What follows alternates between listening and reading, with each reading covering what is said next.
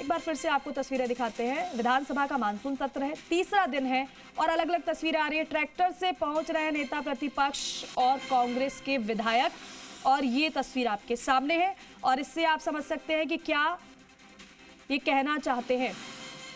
टीकाराम जूली विधायकों के साथ ट्रैक्टर से पहुंचे हैं, मीडिया वहां पर मौजूद है, बात करने की कोशिश की जा रही है। क्या वो कहते हैं इस पर भी नजर। ट्रैक्टर से पहुंचे हैं नेता प्रतिपक्ष और कांग्रेस के विधायक। पहले से ही कांग्रेस ने साफ कर दिया था, विभिन्न मुद्दों को लेकर सत्ता पक्ष से सवाल पूछेंगे, फिर चाहे वो किसानों का मुद्दा हो, अतिवृष्टि का मुद्दा हो, जर्जर विद्यालय भवनों का मुद्दा हो, वोट चोरी का मुद्दा हो या फिर कानून व्यवस्था का मुद्दा हो, विकास कार्यों का मुद्दा हो। ये तमाम विषय विपक्ष की ओर से उठाए जा रही है, अच्छी बात है, लेकिन इस पर बेहतर तरीके से चर्चा हो पाए तो और जनता को ये समझ आए कि हाँ, हमारे विषयों को उठाया जा रहा है और इसीलिए जनता चुनकर भेजती भी है। अब ये अलग तस्वीर कह सकते हैं। नेता प्रतिपक्ष टीकाराम जूली कैसे पहुंचे, ये देखिए। जी राजस्थान सबसे पहले आपको तस्वीरें दिखा रहा है। ट्रैक्टर पर सवार है, हाथों में आप देख रहे हैं किस तरीके से पौधे नजर आ रहे हैं। कांग्रेस के विधायक भी इस पर सवार हैं और आगे बढ़ते हुए विधानसभा की ओर नेता प्रतिपक्ष टीकाराम जूली का ये अंदाज अलग है। लेकिन इन सबके बावजूद सरकार को 1% भी इन लोगों की चिंता नहीं है। तकरीबन कितने जिलों में खराबा हुआ है आपके? लगभग पूरे राजस्थान के अंदर है। पूरे कोई ऐसा जिला नहीं बचा जहाँ खराबा नहीं हुआ हो। पूरे राजस्थान के अंदर परेशानी है, पूरे राजस्थान के लोग परेशान हैं और सरकार क्या करती है कि हम राहत पैकेज जारी कर रहे हैं। मैंने निर्देश दे दिए कलेक्टरों को, भाई वो निर्देश देने के बाद में काम क्या हुआ?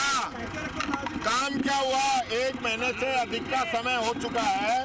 1 महीने के अधिक से जनता परेशान हो रही है, सड़कें टूटी हुई हैं, रोड जाम हो रहे हैं, फसलें बर्बाद हो गई है। खेत जो है एक बार ही नहीं, अगली फसल भी बर्बाद है, अगली फसल भी किसान नहीं कर पाएगा। ऐसी स्थिति के अंदर मैं ये कहना चाहूँगा, इस सरकार के दिल के अंदर थोड़ी सी भी दया और धर्म और हया अगर बची हो तो राजस्थान की जनता के लिए ये लोग अपना खजाना खोल दें। इन लोगों के पास भारत मंडपम के लिए 3500 करोड़ हैं, लेकिन राजस्थान के आम आवाम के लिए पैसे नहीं है। सिर्फ दिखावा किया जा रहा है कि हम लोग इनकी सहायता कर रहे हैं। कहाँ है SDRF, कहाँ है NDRF, कहाँ ये सारी टीमें? सैकड़ों से अधिक लोगों की मौत हो चुकी है, सैकड़ों से अधिक मौत हो चुकी है। उनके लिए सरकार ने कोई सुविधा नहीं की। यानी कि आप मॉनिटरिंग नहीं कर सकते, लोगों को गहरे पानी में जाने से रोक नहीं सकते और किसान जो बर्बाद हो गया। मेरे यहाँ पे प्याज की फसल होती है, कहीं मूंग की फसल होती है, कहीं तिल्ली की फसल होती है, कहीं बाजरे की फसल होती है, कहीं ग्वार की फसल होती है।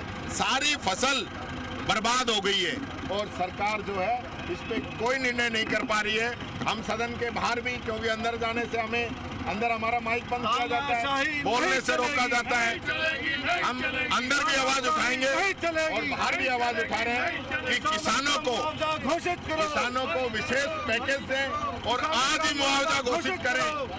आज मुआवजा घोषित करके कहे कि सरकार हम किसानों को कितना मुआवजा दे रहे हैं।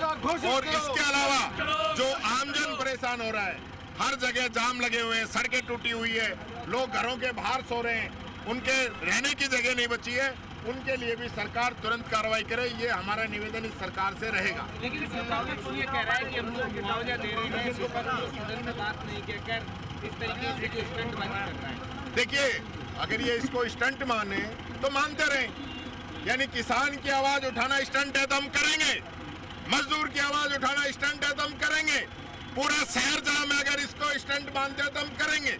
इनको नहीं दिख रही है सारी चीजें, क्यों नहीं करते हैं? ये बताएं कितना पैसा जारी किया और कितना खर्च किया है। ये खर्च कितना किया है ये बता दें, खर्च कितना किया है, कितना जारी किया है, कितना अनाउंस किया है, बताएं तो सही। जबानी जमा खर्च चल रहा है भाई साहब, जबानी जमा खर्च।